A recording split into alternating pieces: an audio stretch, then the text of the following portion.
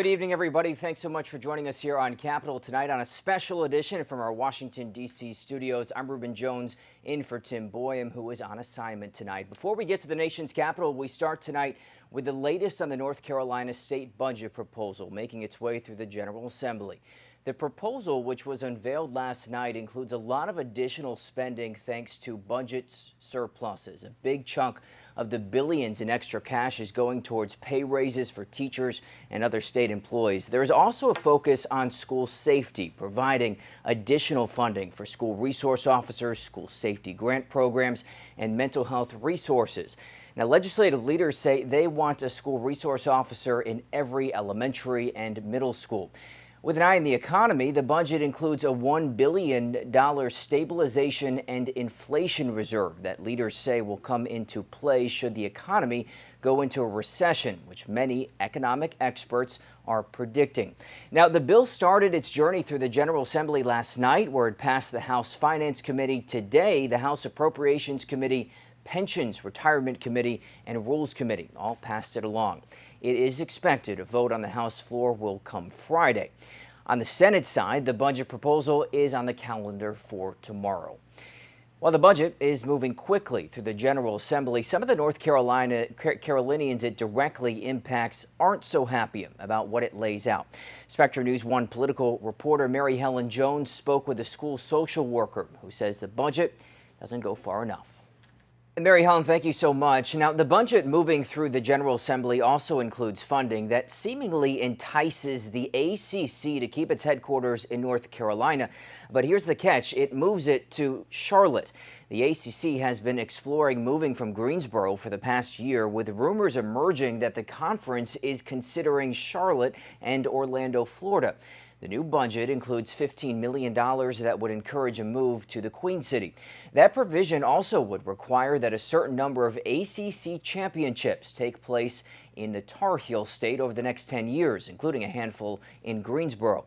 ACC leaders are not confirming or denying anything about their plans. Turning now to the latest on the developing situation on abortion rights after that bombshell ruling by the Supreme Court overturning Roe v. Wade. A fetal heartbeat law is now in effect in South Carolina. Abortion rights activists believe this will bring more people into North Carolina seeking reproductive health care. It's a trend we could see more of as abortion remains legal in North Carolina for now. Our Spectrum News 1 reporter Nora Lane Kawaja sat down with the ACLU to talk about all of the ramifications. And Nora Lane, thank you so much for that. Time now for our first break. Yesterday's bombshell testimony by a former aide to Mark Meadows has a lot of people wondering about the legal implications for former President Donald Trump and those closest to him on January 6th. We're going to take a look at what could happen now. We've got a special edition of Capitol tonight from our Washington, D.C. bureau. Stay with us.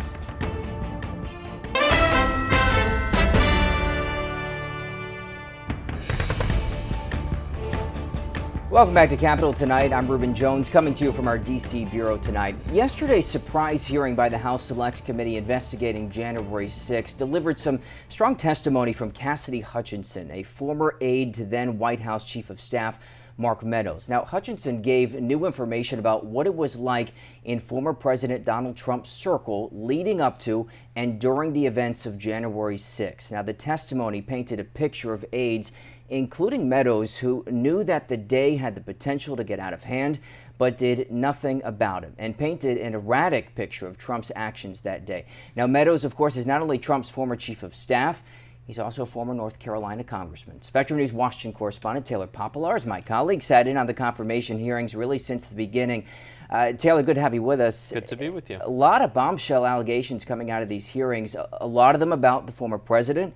But also learning some things about Meadows as well. What stood out for you? Well, the chief of staff in any White House is a powerful person, arguably the second most powerful person in the country if the president is close with them. And we know that Donald Trump and Mark Meadows were close. When Meadows was in Congress, he was a close ally of Trump, and that's why Trump brought him over. What stood out about this testimony is, as you mentioned, Cassidy Hutchinson was not just an aide to Meadows, but a top aide who was in the room for him.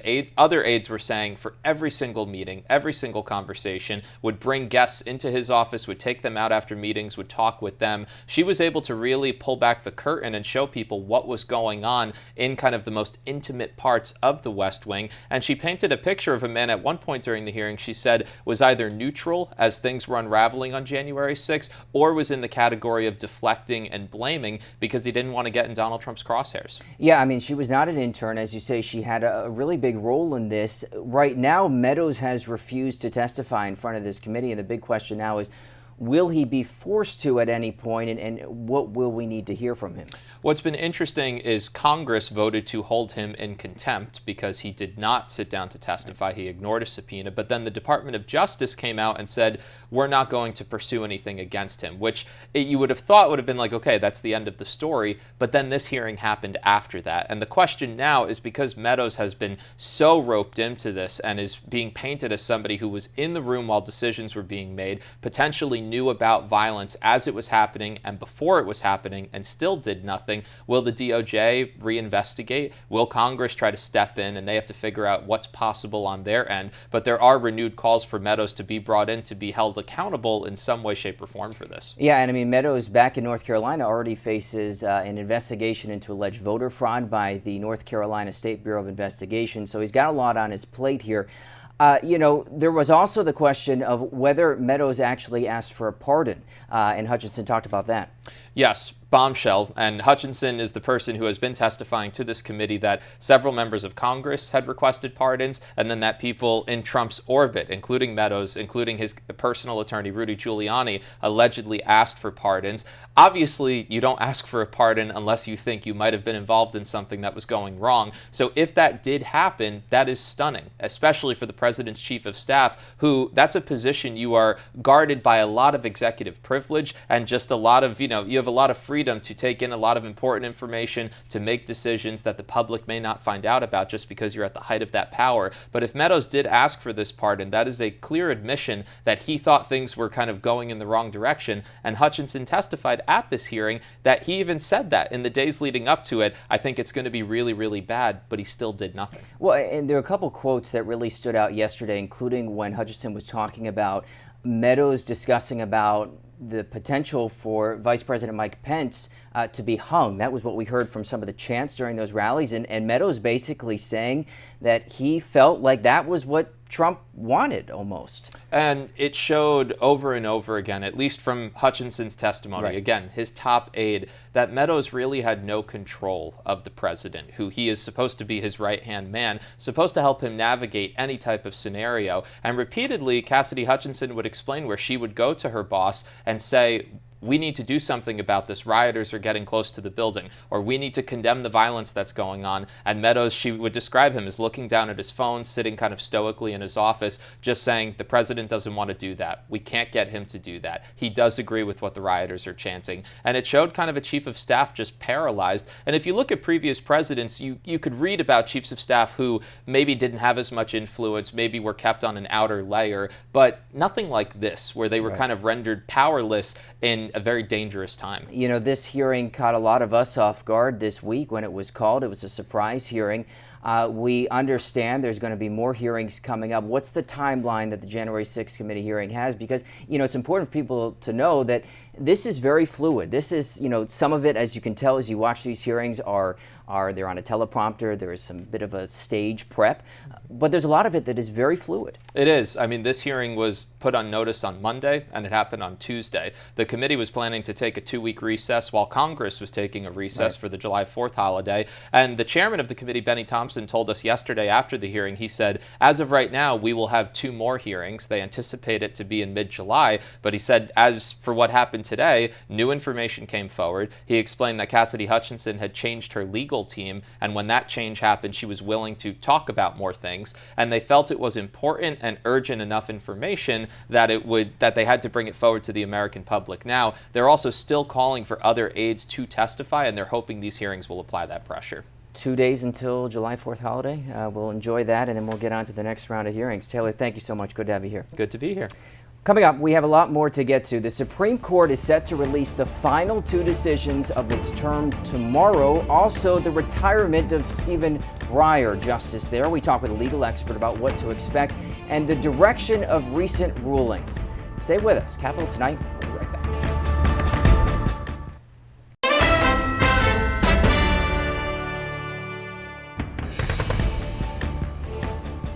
Welcome back to Capitol Tonight. I'm Ruben Jones in for Tim Boyum tonight. It has been very busy at the Supreme Court the past few weeks, and it is going to continue tomorrow. The U.S. Supreme Court is set to release the final two decisions of its current term tomorrow, and the two cases remaining are big ones on whether or not the Biden administration can do away with the Trump administration's return to Mexico policy and determining to what degree the EPA can regulate power plants. They'll finish off a term full of headliner decisions, most of which have gone the way of the court's conservative majority. So what does this all say about the direction of the court, and what can we expect from tomorrow's decisions? Joining us now for more is Professor Frederick Lawrence of the Georgetown School of Law. Professor Lawrence, thanks so much for joining us tonight.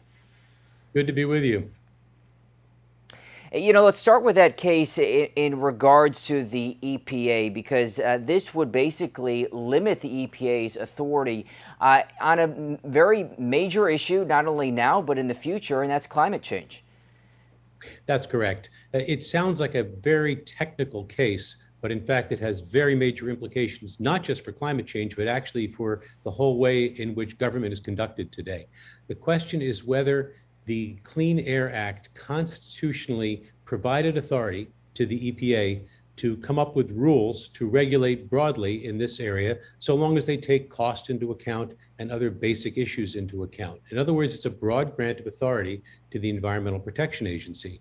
There is a strong likelihood, based on the oral argument of this case earlier in the year, that the conservative majority of the court is going to strike down that statute and say that's too much discretion to give to the EPA. If Congress wants to have rules like that, Congress is going to have to legislate rules like that. So what difference does it make? I don't think I have to tell any of your listeners that it's hard for Congress to get its act together and pass legislation, and it's very hard to legislate on very specific aspects of emissions for clean air, clean water, et cetera. That's why we have administrative agencies. We have for close to 100 years now. So this could be stepping back on the role that administrative agencies can play in our life on things like climate, on things like food and drugs, and all different ways in which government keeps us safe. Yeah, and it could be a big blow for President Biden, who has come into his term in the White House saying we are going to really curb the level of emissions and approach climate change a lot differently than the previous administration. Let's move on to a case that involves the previous administration, and that's former President Donald Trump's Remain in Mexico policy, and a lot of eyes on this one tomorrow as well. What are you expecting based on the court in terms of how it's already reached decisions so far? Well, this one could be different, which is why a lot of people are watching it.